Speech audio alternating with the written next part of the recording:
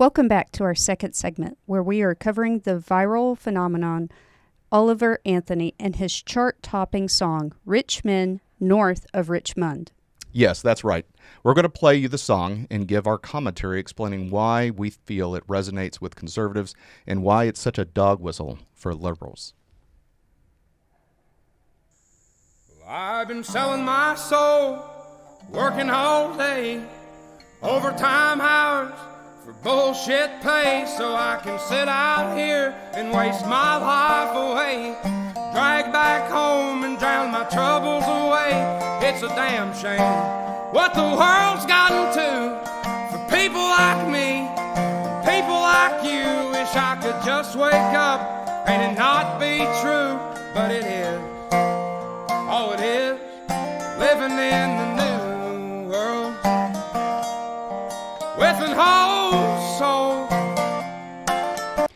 I mean, right off the bat, you can feel the emotion in his voice. Carrying through, yes. And I like the New World, Old Soul. My uncle and I were talking a while ago, and we were talking about people today tend to, not be disciplined, and everything's about me. And, we're talking mostly about millennial generation. And I said, I don't really feel like I identify with that. And he goes, well, it depends on how you're raised. You were raised old school. And I'm like, yep, I had to pick my own branch and everything. So, I often feel, and not just recently, but for a long time, like an old soul. Yeah, I completely understand where he's coming from. Having, wages stagnate. As we get further into the song, this is definitely about the working man and the middle class losing out under Biden's economy. Bidenomics is not working, and so let's keep going. These rich men north of Richmond, Lord knows they all just wanna have total control. Wanna know what you think, wanna know what you do, and they don't think you know, but I know that you do. 'Cause your dollar ain't shit, and it's taxed to no end. 'Cause the rich men north of Richmond. And I've heard some people question, what is he talking about, the Richmond north of Richmond? Well, if you look where Richmond, Virginia is, the next big city north of that is Washington, D.C. Yeah, it's, less than 2 hours drive? Yeah. Because we used to live just outside of Richmond. Exactly. But yeah, when he said the dollar ain't, shit. Have you been grocery shopping lately? Yeah, I skimp out a lot of things that I didn't think quite as much about buying. Not that I bought expensive things or, I bought generic, but now I'm just like, we could do with I'll just suffer with the headache. Yeah, exactly. He's talking directly, specifically about inflation, about, stagnated wages. And then even though there's inflation, we're still, having taxes that are coming out of there. And so, yeah, it's just, obviously he's clearly, in pain, and he's using his personal experiences, and it's definitely showing through. I like how he relates to people. This is the second time he's related to people listening. It's like, I know that you do. Right. I know you understand. I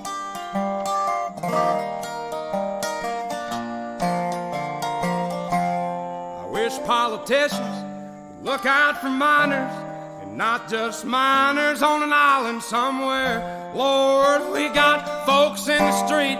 And, when you look at the actual lyrics, the minors and minors, so the minors and minors is who he's talking about. He could mean two different things. Well, there. the minors are the coal miners. Or he could mean, like, children minors. So the second one is minors with an O. Okay. I haven't read the lyrics. And so the first one, minors, represents the coal miners, and the minors on the island is the sexual exploitation of young children. Ain't got nothing to eat, and the obese milking welfare. Well, God, if you're 5'3" and you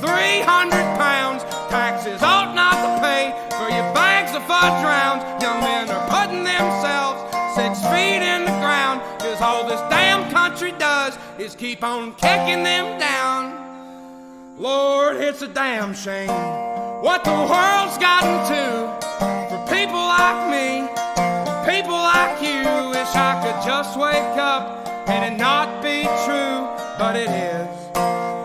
Oh, it is living in the new world with an whole soul. These rich men north of Richmond, Lord knows they all just wanna have total control.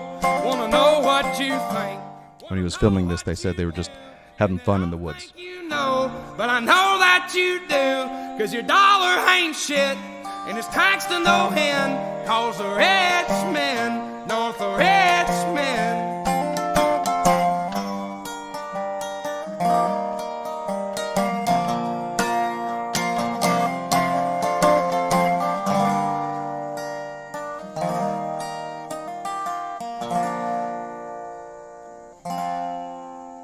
I've been selling my soul, working all day, overtime hours for bullshit pay.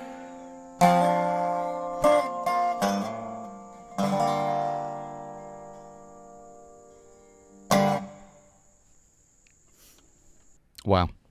Yeah. I mean, that is truly. What did you see it called? It's the anthem of our times. Is that? So Matt Walsh called it the protest song of our generation. Okay. Yeah, and I feel like that's a good assessment of this song. Some people have referred to Oliver Anthony as the next Jason Aldean, and I think that what they're referencing is the Try That in a Small Town, and of course people got upset about that. I'm like, I'm so sick and tired of these songs that don't mean anything, or they're just pumped out without any thought, and or if there is thought, it's the performance in the stage, like having sex with Satan. And I've quit letting our children listening to the pop stations, because our daughter, she's 4 and she likes to sing, and so she'll ask, "Mommy, what's this song about?"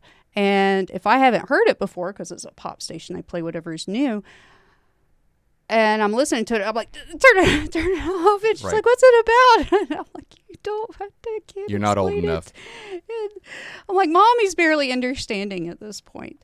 It was interesting though that But that song actually means something. it does, and the freedom of expression.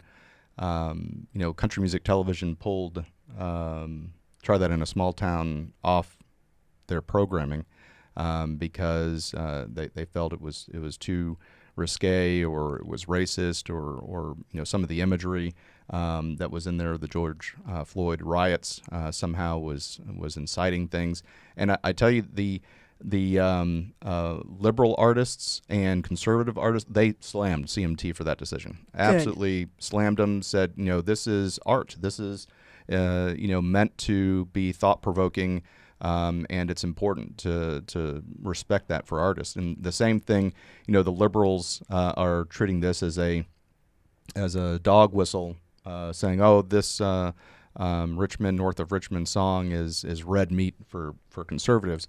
Well, if it's red meat for conservatives to care about the working people and to care about the middle class, which is what economic policies enacted by the conservatives and Republicans, then it's red meat. But I think the big problem that the liberals and the leftists have is they're forgetting who the little guy is.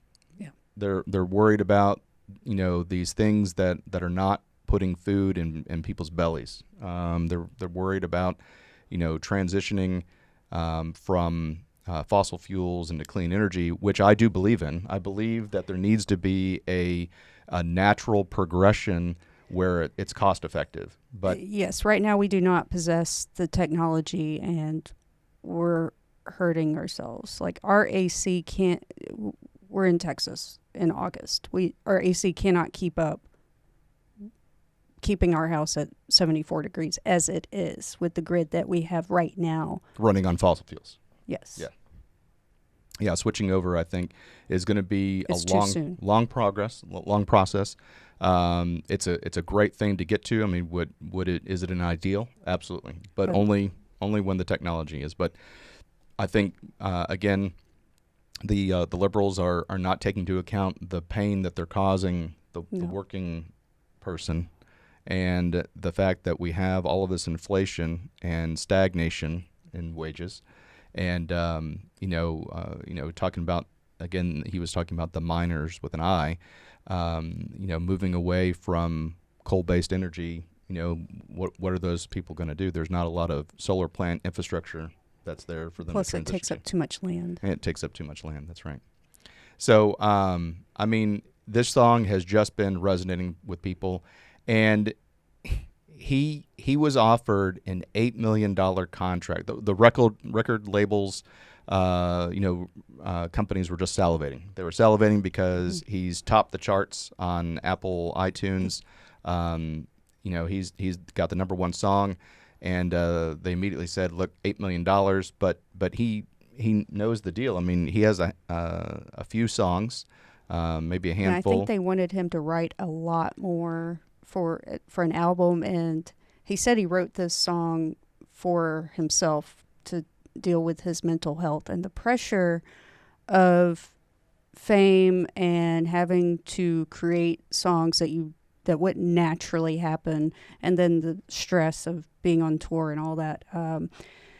I think he recognized that it would not be good for him. Yeah, and to turn down $8 million, and he's news agencies are reaching out to him all the time, begging him to come on their programs, and he's turned everybody down. I think you mentioned Fox News was like, okay, he's not coming to us, we're going to go to him. They did exactly that, and that's what journalists used to do.